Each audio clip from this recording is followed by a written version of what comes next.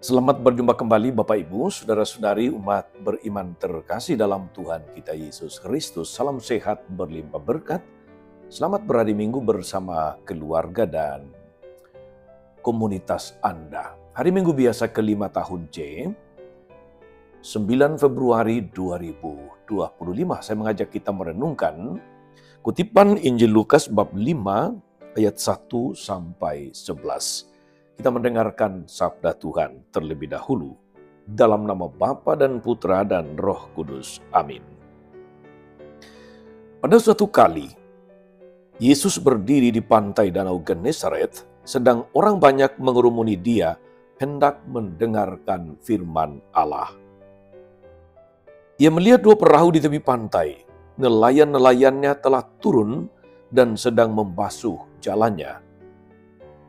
Setelah selesai berbicara, ia berkata kepada Simon, "Bertolaklah ke tempat yang lebih dalam,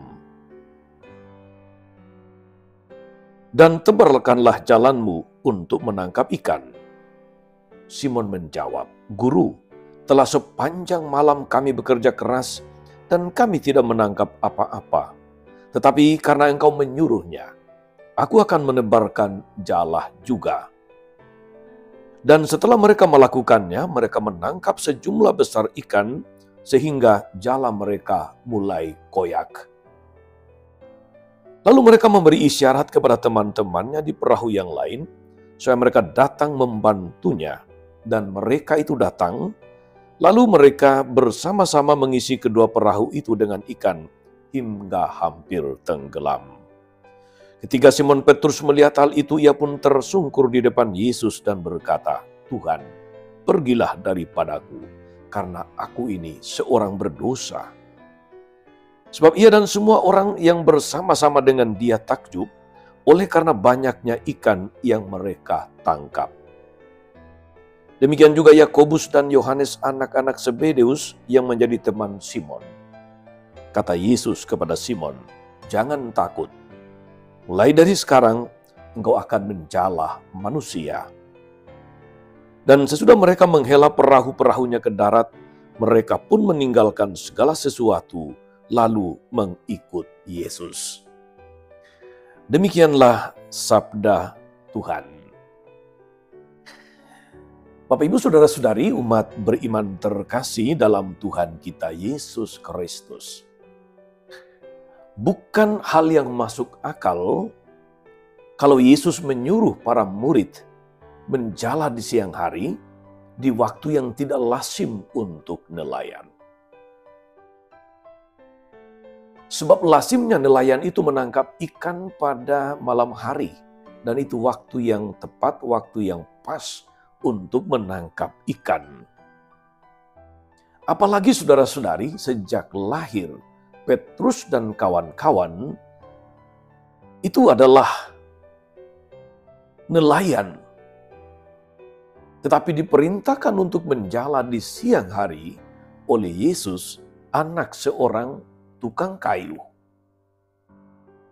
Sebagai nelayan mereka tahu kapan saat yang tepat, kapan ikan banyak berkumpul, kapan ombak datang, bagaimana caranya menangkap ikan. Tetapi kali ini seorang anak tukang kayu menyuruh mereka bertolak ke tempat yang lebih dalam dan menebarkan jala di sebelah kanan. Karena itu saudara-saudari, jawaban Petrus itu masuk akal dari sudut pandang nelayan. Telah sepanjang malam kami menebarkan jala dan kami tidak mendapatkan apa-apa. Malam saja tidak dapat, apalagi siang. Tapi atas perintahmu kami akan menebarkan jala juga. Di sini ada satu keutamaan atau sikap Petrus yang patut kita puji, patut kita kagumi, karena meskipun dia tahu betul siang hari bukan waktu yang pas menangkap ikan, tapi karena Yesus yang menyuruh, dia memilih untuk taat. Dan apa yang kemudian terjadi saudara-saudari itu di luar dugaan. Mereka mendapatkan ikan yang berlimpah, ikan yang sangat banyak. Segala macam ilmu pengalaman sebagai nelayan seakan-akan tidak berguna, tidak berkutip berhadapan dengan kenyataan ketika mereka mengikuti perintah Yesus untuk menebarkan jala di siang hari. Karena itulah saudara-saudari, Petrus kemudian menyembah Yesus dengan penuh pertobatan. Pergilah daripadaku, sebab aku ini orang berdosa. Di sini Petrus bukan mengusir Yesus, tapi dia ingin menunjukkan tanda ketidakpantasannya untuk meragukan perintah Yesus di awal, meskipun dia kemudian tetap menjalankannya juga. Saudari-saudara, umat beriman terkasih dalam Tuhan, kadang kita merasakan perintah Yesus itu terlalu ideal, tidak masuk akal sebagaimana dirasakan juga oleh Petrus dan kawan-kawan dalam Injil hari ini.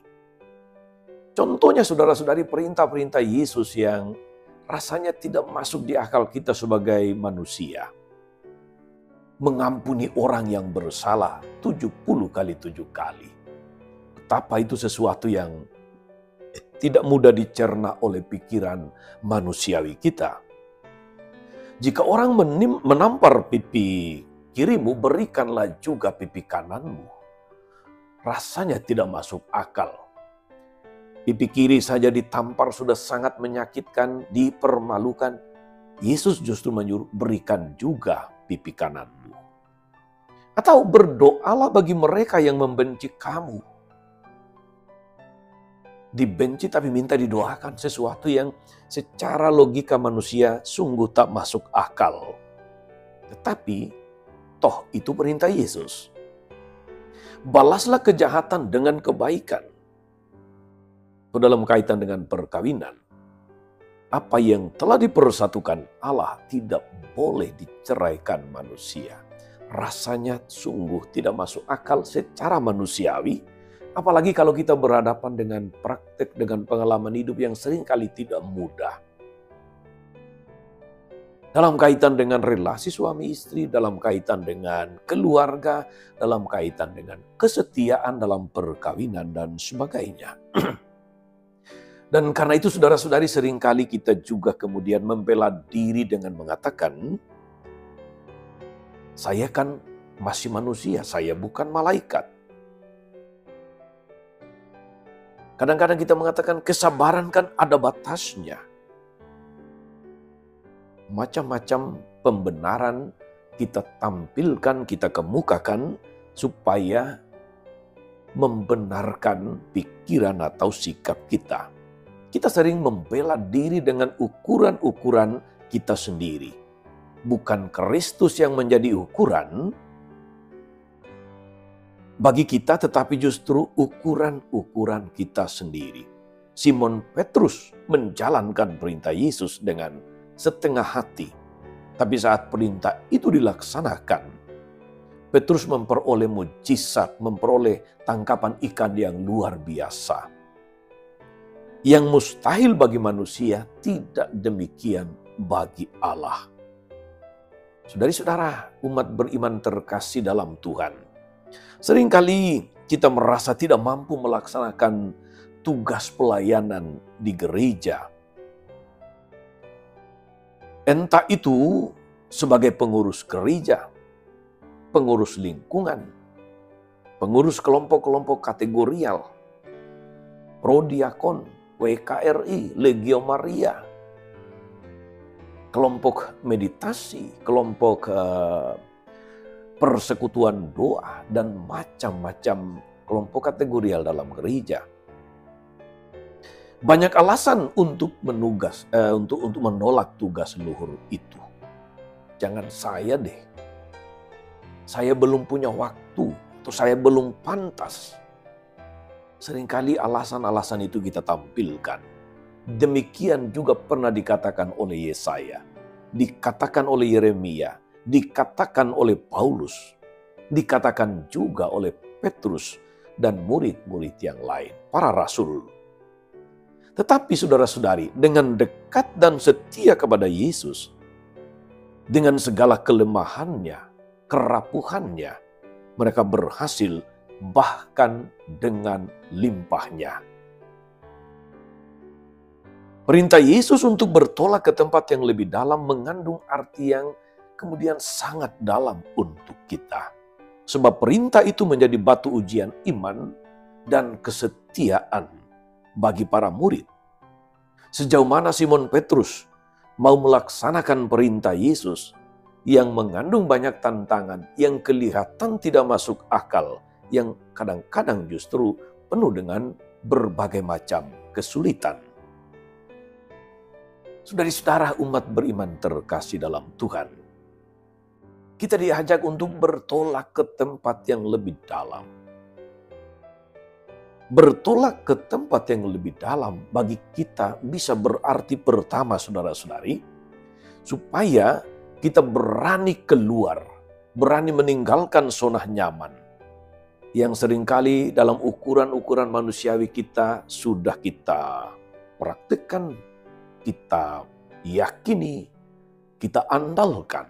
Tetapi firman hari ini mengajak kita untuk berani keluar, meninggalkan zona nyaman. Kadang saudara-saudari zona nyaman itu memanjakan kita, membuat kita tidak mendapat tantangan untuk bertumbuh. Atau dengan kata lain, kita tidak kemana-mana, kita di situ-situ saja.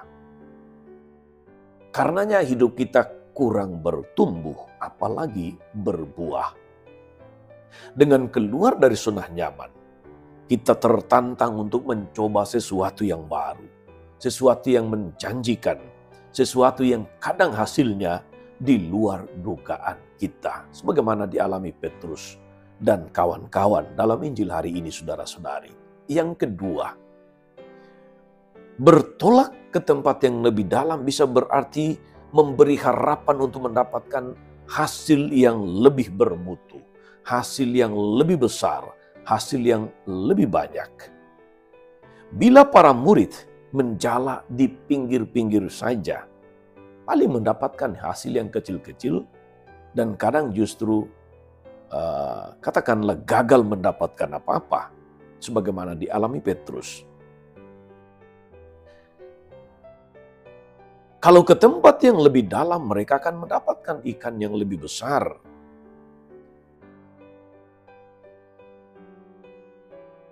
Mendapatkan hasil yang kadang-kadang di luar dugaan, asal mereka berani untuk menerima tantangan. Mungkin ombaknya lebih besar. Mungkin jala mereka kurang besar, keberanian mereka kurang. Tetapi dengan berani tinggalkan zona nyaman, mereka bisa mendapatkan hasil yang di luar dugaan. Yang ketiga saudara-saudari, bertolak ke tempat yang lebih dalam, mengajak kita juga untuk bekerja lebih keras, untuk bekerja lebih serius, untuk melayani dengan lebih sungguh. Karena yakin akan memperoleh rahmat yang berlimpah. Bertolak ke tempat yang lebih dalam, poin keempat saudara-saudari adalah berarti bahwa kualitas hidup Kristiani kita harus diperjuangkan dengan lebih serius, dengan lebih sungguh-sungguh. Yesus mengajak kita agar tidak menjadi murid yang setengah-setengah, yang minimalis. Semuanya harus tampak di dalam karya, di dalam pelayanan, di dalam kehidupan keluarga, di dalam gereja dan masyarakat. Saudari-saudara umat beriman terkasih, sabda dan perintah Yesus membelalakan mata Petrus karena melihat mujizat yang tidak pernah terbayangkan. Peristiwa besar itu membuat Simon merasa kecil, merasa tidak berarti. Pergilah daripadaku, karena aku ini orang berdosa. Ungkapan ini menunjukkan iman yang luar biasa. Iman yang dibaharui karena mengikuti perintah Yesus. Pengalaman para murid saudara-saudari dapat menjadi pelajaran bagi kita bahwa tanpa Yesus kita tidak akan berhasil. bahwa dengan mengikuti perintah dan kehendak-Nya, mujizat bisa terjadi kapan dan dimanapun kita berada, dimanapun kita melayani, dimanapun kita bekerja. Dengan segala kemampuan, bakat, dan keahlian kita, saudara-saudari, hendaknya kita tetap menyertakan Yesus di dalamnya. Kita mengikuti apa perintah dan kehendak Yesus di dalamnya, sehingga kita mampu mendapatkan hasil yang menggembirakan, hasil yang berlimpah. Saudari-saudara, dalam segala kelemahan, dalam segala macam kedosaan, sebagaimana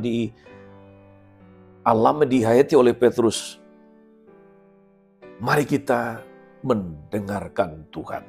Mari kita mengikuti firman-Nya. Mari kita mengindahkan kehendak-Nya.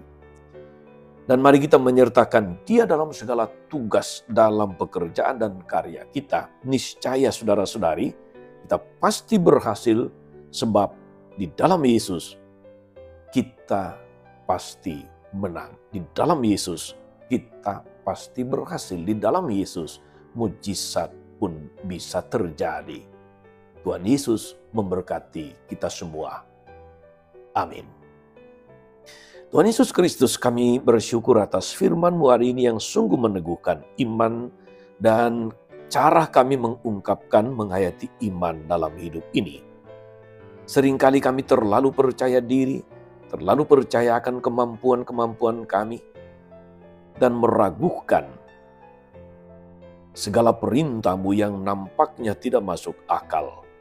Namun firman hari ini telah mengajari kami bahwa mengikuti kehendak-Mu, melaksanakan perintah-Mu, memberikan mujizat yang luar biasa. Semoga kami berani keluar dari zona nyaman kami, berani percaya akan perintah dan kehendak-Mu yang kadang-kadang secara manusiawi tidak masuk akal. Tapi ketika kami melaksanakannya, mujizat terjadi. Kuatkan iman kami Tuhan, agar mampu menjadi pribadi-pribadi yang siap untuk dibarui, yang siap untuk dibentuk, yang siap untuk melaksanakan perintah-Mu. So, Engkaulah Tuhan dan pengantara kami sepanjang segala masa. Amin. Saudari-saudara sekalian, berkat Allah turun atas saudara-saudari, atas mereka yang kita doakan atau kita janjikan doa. Mereka yang sakit dan menderita, segala rencana, karya, dan pelayanan hari ini, Bapa dan Putra dan Roh Kudus. Amin. Tetap sehat, teruslah menjadi berkat. Jangan lupa like, subscribe, nyalakan lonceng notifikasinya. Salam 52, Tuhan memberkati.